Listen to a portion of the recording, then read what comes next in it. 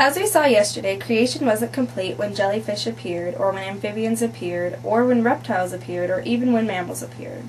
According to your mythology, it was complete only when man appeared. Right. Why was the world and the universe incomplete without man? Why did the world and the universe need man? I don't know. Well, think about it. Think about the world without man. Imagine the world without man.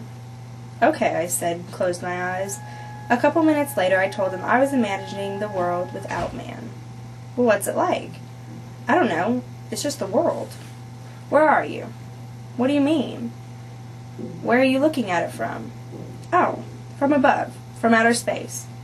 What are you doing up there? I don't know. Why aren't you down on the surface? I don't know. Without man on it, I'm just a visitor, an alien. Well, go on down to the surface.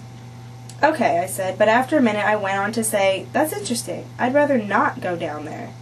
Why? What's down there? I laughed. The jungle is down there. I see. You mean nature, red in tooth and claw, dragons on the prime that tear each other in their slime. That's it. And what would happen if you go down there?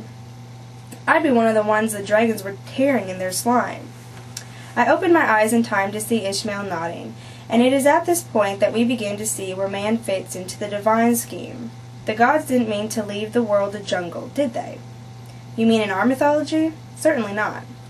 So, without man, the world was unfinished, was just nature, red in tooth and claw. It was in chaos, in a state of primeval anarchy. That's right, that's it exactly. So it needed what? It needed someone to come in and straighten it out. Someone to put it in order. And what sort of person is it who straightens things out? What sort of person takes anarchy in hands and puts it in order? Well, a ruler. A king. Of course, the world needed a ruler. It needed man. Yes. So now we have a clear idea of what the story is all about. The world was made for man, and man was made to rule it. Yes, that's very obvious now. Everyone understands that. And this is what? What? Is this fact? No.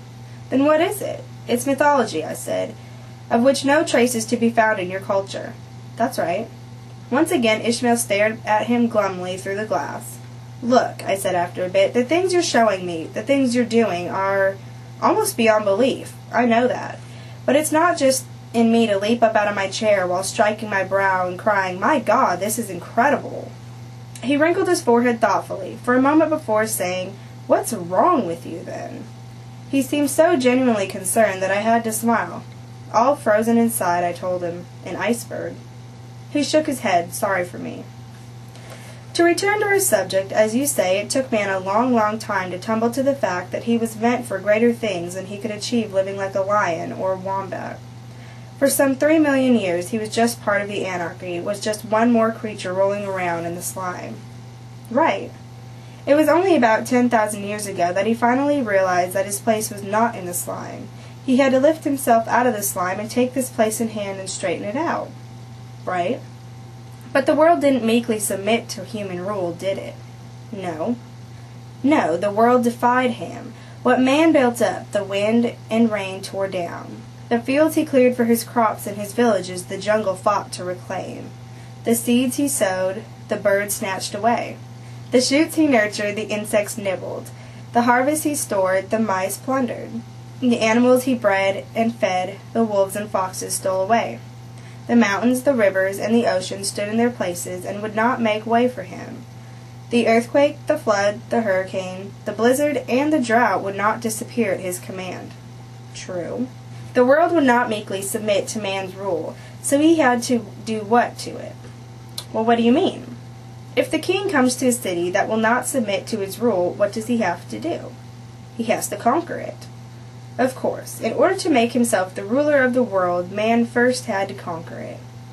Good Lord, I said, and nearly leaped up out of my chair while striking my brow and all the rest. Yes? You hear this 50 times a day. You can turn on the radio or the television and hear it every hour. Man is conquering the deserts. Man is conquering the ocean. Man is conquering the atom. Man is conquering the elements. Man is conquering outer space. Ishmael smiled. You didn't believe me when I said that this story is eminent in a culture. Now you see what I mean. The mythology of your culture hums in your ears so constantly that no one pays the slightest bit of attention to it. Of course, man is conquering space and the atom and the deserts and the oceans and the elements. According to your mythology, this is what he was born to do. Yes, that's very clear now.